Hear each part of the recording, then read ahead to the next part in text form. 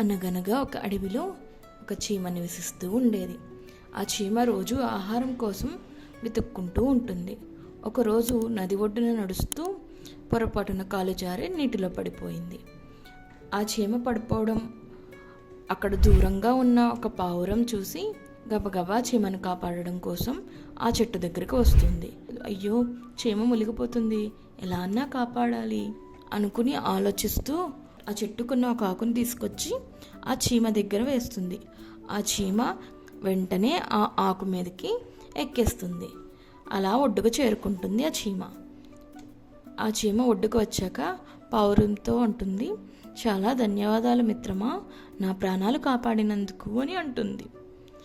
పర్వాలేదు మిత్రమా, ఇలా ఒకరికొకరు సహాయం చేసుకోవాలి కదా అని పావురం వెళ్ళిపోతుంది.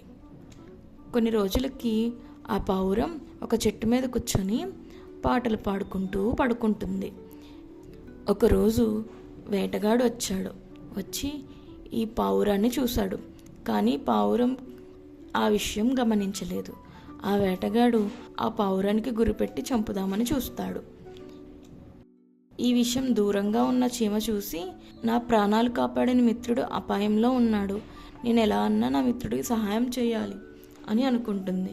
వెంటనే ఆ చీమకున్న చిన్న బుర్రని ఆలోచించి గబగబా వెళ్ళి ఆ వేటగాడు కాలు మీద గట్టిగా కరుస్తుంది. వెంటనే ఆ వేటగాడు అక్కడి నుంచి వెళ్ళిపోతాడు. ఆ పావురం అప్పుడు కళ్ళు తెరిచి చూసి గబగబా అక్కడి నుంచి దూరంగా వెళ్ళిపోతుంది. తర్వాత ఆ వేటగాడు వెళ్ళాక చీమ దగ్గరికి వచ్చి పావురం అంటుంది, చాలా ధన్యవాదాలు మిత్రమా, నా ప్రాణాలను నువ్వు కాపాడావు అని చెప్పి.